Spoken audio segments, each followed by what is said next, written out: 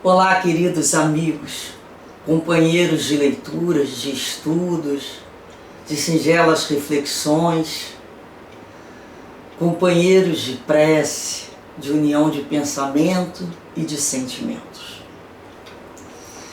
Como sempre iniciamos, o nosso dia, continuamos o nosso dia e terminamos o nosso dia agradecendo a Deus, confiando nas promessas de Jesus, confiando no amparo espiritual, pedindo sempre, Senhor, que potencialize as nossas capacidades de percepção, de discernimento e de entendimento, não só com os nossos raciocínios, mas principalmente com o nosso coração.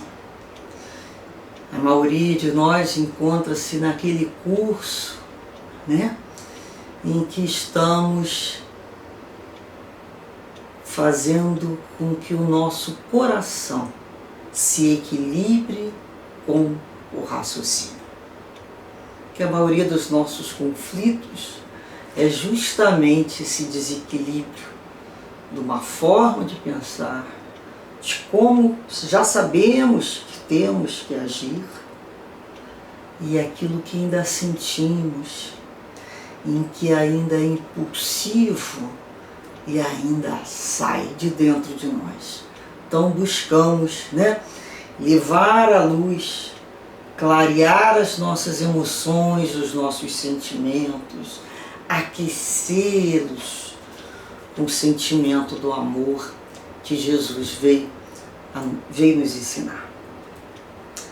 Com a certeza sempre desse amparo em nossas vidas, em nossos momentos de estudo, hoje iremos fazer a leitura da mensagem número 22 do Livro da Esperança, que tem como título Amenidade.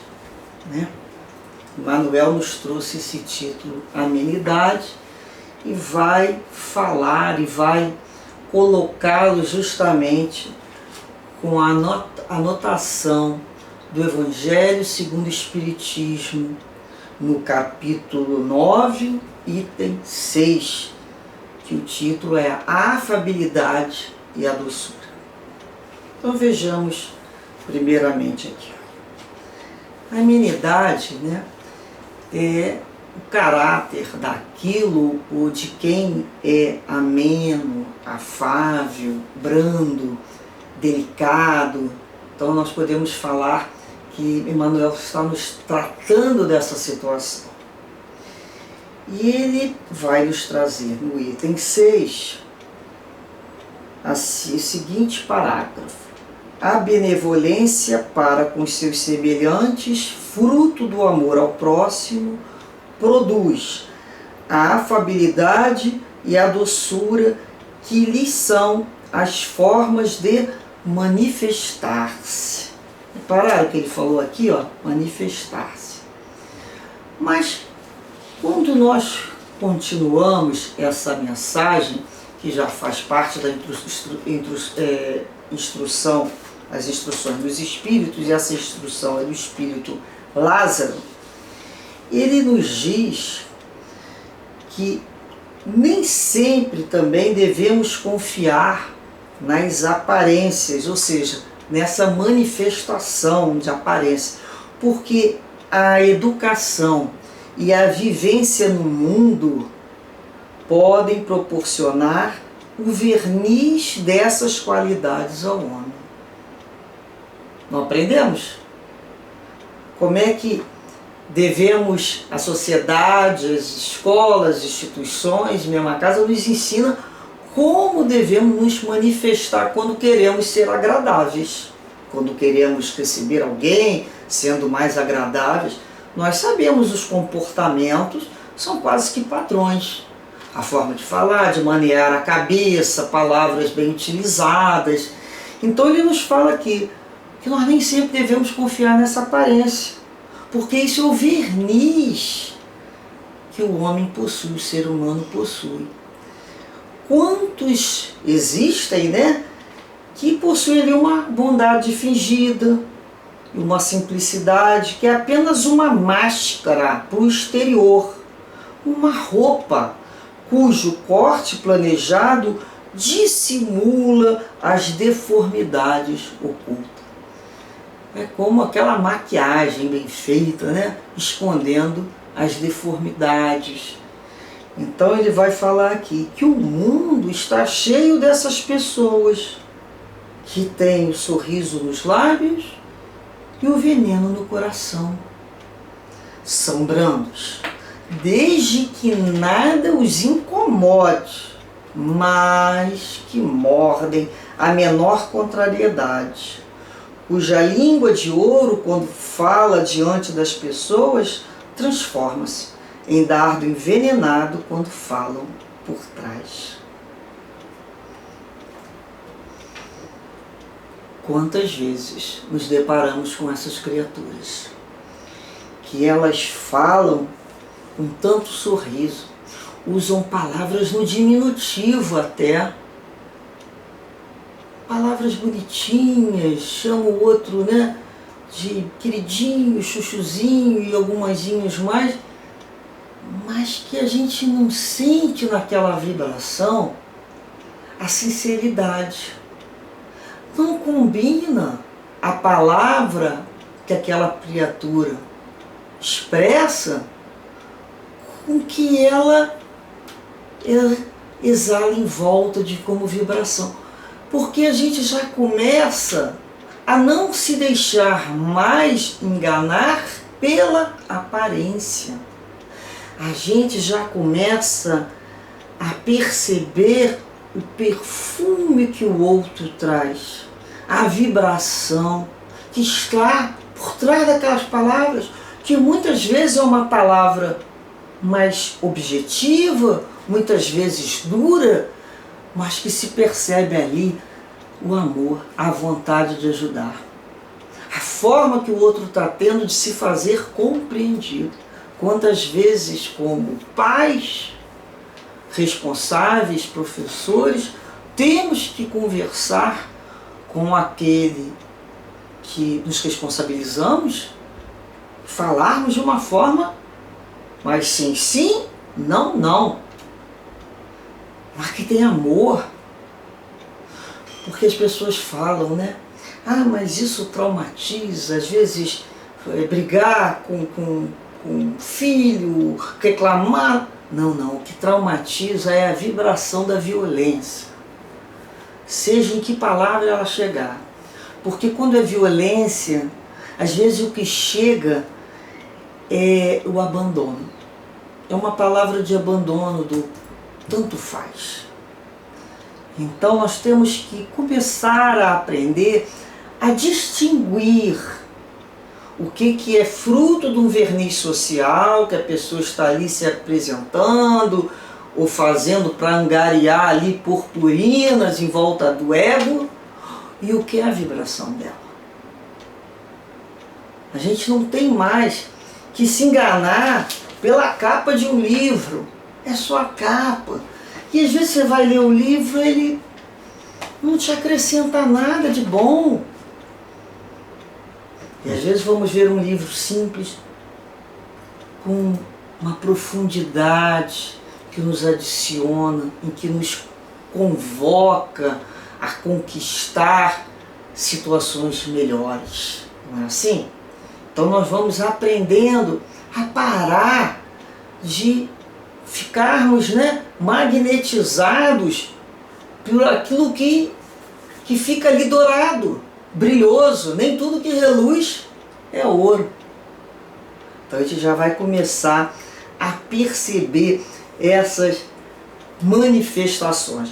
Nós sabemos, como ele falou aqui, que a benevolência, né, para com os semelhantes é fruto do amor ao próximo. E ela vai produzir a afabilidade e a doçura, que são as formas de sua manifestação. Então nós podemos dizer que a brandura, né, o ser ameno, é filho dessa benevolência. Mas quando é que nós sabemos que aquilo é dela, pertence a ela, é conquista daquela alma e não produto de um verniz social. Nós já sabemos que a pessoa que é branda, ela já possui o que podemos dizer o autodomínio. Ela se conhece, ela sabe o momento em que vai estancar dentro dela a guerra. Ela vai se perceber, né? Ela já aprendeu, a pessoa branda, a discernir com autonomia o que ela deve fazer. E não, né, esperando que o outro mande ela fazer ou diga o que tem que não fazer. A pessoa branda é aquela que faz, porque sabe que tem que fazer. Ela sabe e ela sente que é o principal, porque faz. É da alma. É um conhecimento que não se dá no banco de escola. É da alma. Ela vai aprendendo quando lida com as pessoas o tempo todo e como lidam com ela. Como é bom quando alguém é sincero, quando alguém é delicado, quando alguém não nos violenta. E aí ela passa a agir da mesma maneira, porque sabe que aquilo é o certo, porque sabe que aquilo é bom. Então ela já busca o que é bom. Ela já quer se transformar, né? Quando nós falamos, nós queremos nos transformar num homem e numa mulher, né? Um homem no sentido geral do termo, um homem de bem, uma pessoa que vive já buscando fazer o bem, né? Então, nós vamos reparar aqui também que essa brandura, ela é uma virtude que deve ser conquistada dentro de nós, como tudo na vida. O que nós desejamos ser? Queremos ser mais brandos? Vamos conquistar essa brandura? Como é que a gente vai fazer, né, para conquistar essa brandura? Como vai ser o nosso comportamento? E algumas pessoas confundem esse brando, esse ser pacífico, com ser passivo. O passivo, né, é aquele que tem medo muitas vezes. É aquele que não luta pelo que precisa lutar e aceita o que não deve, né? É aquele que do lado de fora ele é super agradável com todo mundo, ele é uma criatura tão doce, mas dentro de casa, como aqui a mensagem de Lázaro nos diz, é aquela criatura tirana, ou seja, ela sabe com quem faz, né? Por que ela sabe com quem faz? Com quem está subjugado à vontade dela. Então ele tiraniza. O outro lá de fora que não vai aceitar aquele comportamento, ele utiliza aquela outra roupa, um verniz social. E aquilo é disparate, né? E a gente fica pensando assim, nessa frase que Lázaro trouxe, que falou assim, sua vaidade aumenta quando pode dizer, aqui eu mando e sou obedecido. Dentro de casa, às vezes naquele local do trabalho em que ele é o chefe, não é? Sem pensar que poderiam acrescentar assim, com muita mais razão, e sou detestado, não é? E sou uma criatura bem detestada também. Então, não adianta os lábios falarem palavras doces, melosas demais, se o coração está longe disso. Chama hipocrisia, não é assim? Então, ele não briga, ele não reclama com outro que é maior do que ele, ou que tem mais poder com ele, mas vai chegar em casa, vai brigar com a mulher, vai brigar com os filhos, vai brigar com a mãe ou com o pai com idade, vai brigar com aquele que está dependendo dele para o salário, vai humilhar. Esse é o hipócrita.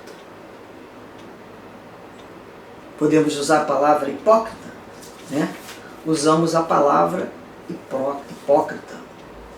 Então, nós vamos lembrar aqui que nós estamos sendo aquelas criaturas que hoje estamos estudando para vencer comportamentos que foram automatizados por um verniz social, por uma hipocrisia.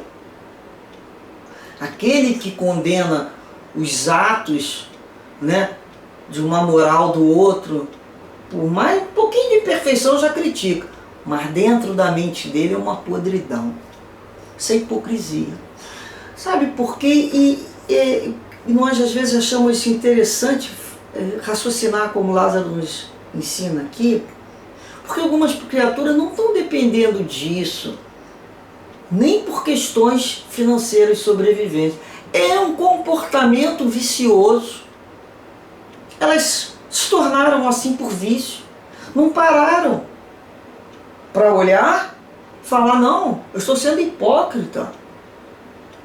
Quem sou eu para falar ou fazer assim com o outro essa crítica? Eu me conheço? Então nós vamos começar a lembrar que quando eu não tenho essa brandura no mundo, quando a gente fala assim, mas no mundo de hoje, sim, no mundo de hoje. E às vezes a gente vai falar assim, como esses espíritos bondosos e generosos nos convidam a ter tolerância no mundo de hoje, um mundo selvagem, não é o que muitas vezes a gente fala? Um mundo violento. Mas peraí, por que eu não tolero o outro?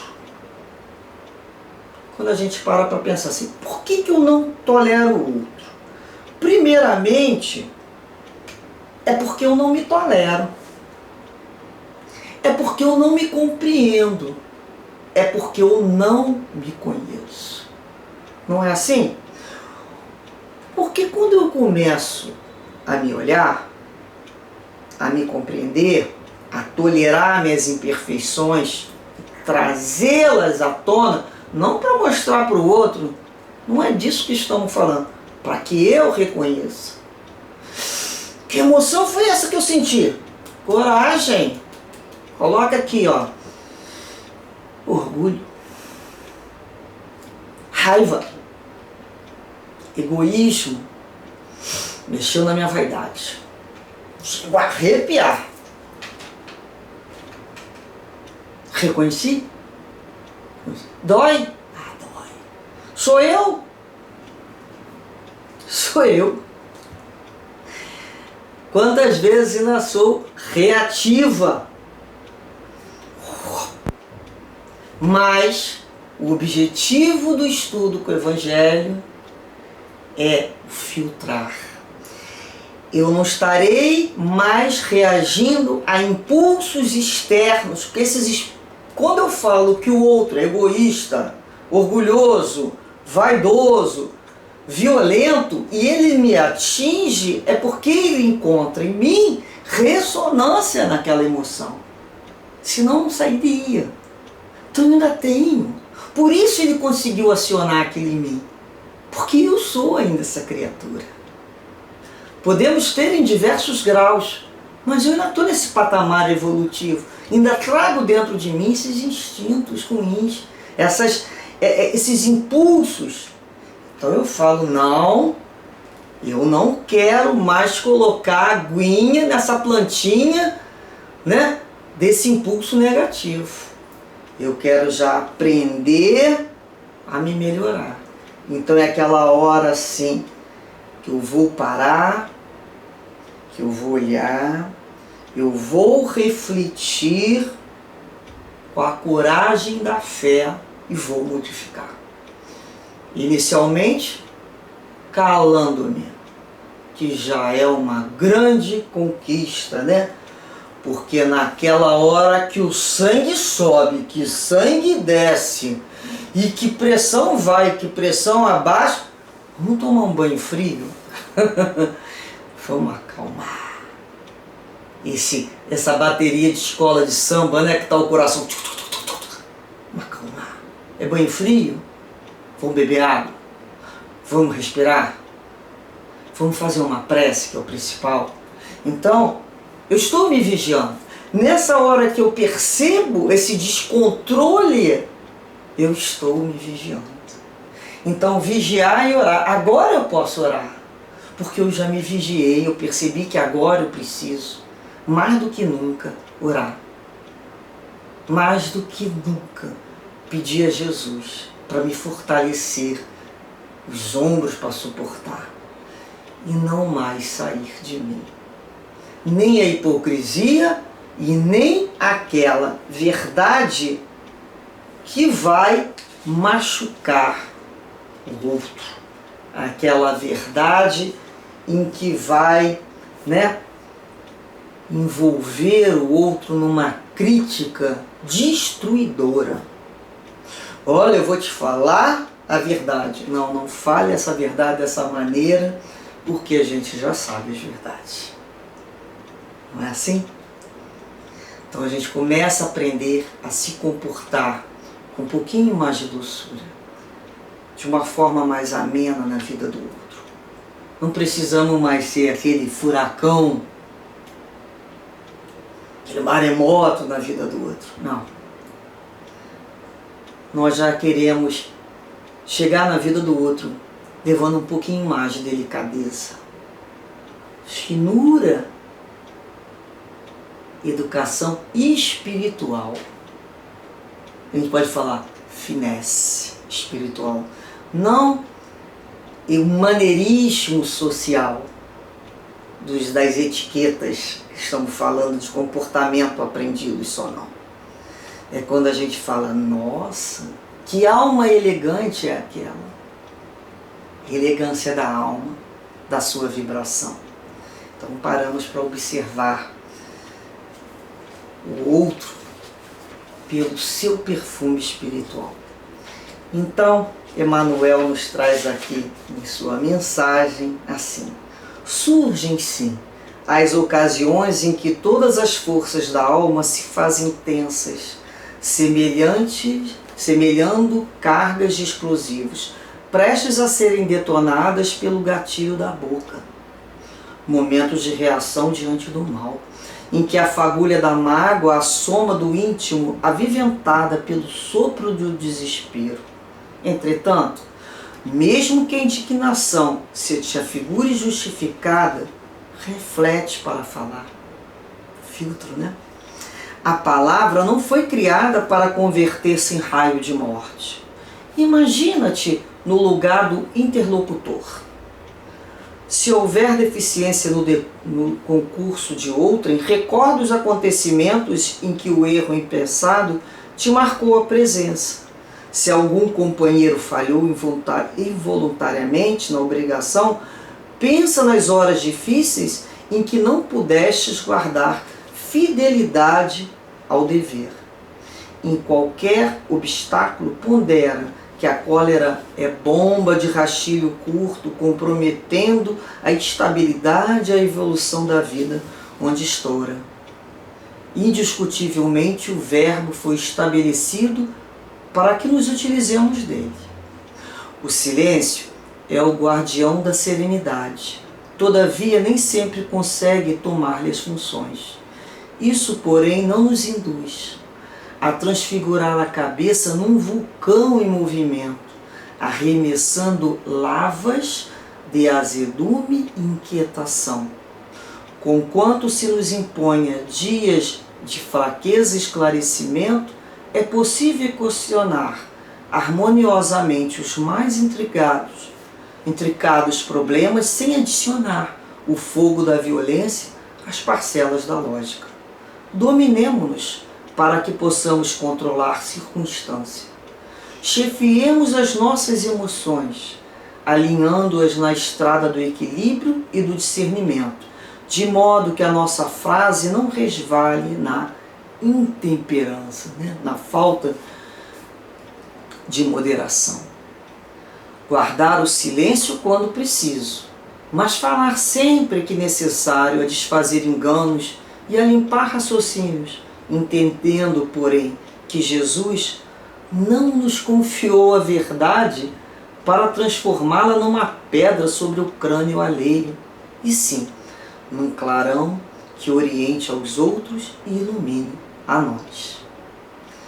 Então, nós precisamos aprender a utilizar a fala, a verdade, como uma luz ao outro, e não como um fator de violência, ou como uma algema que nos aprisiona em sentença condenatória, né? Quando a gente não tem nada de bom para falar, é melhor que a gente se cale, que se aquiete. Muito ajuda quem pouco atrapalha.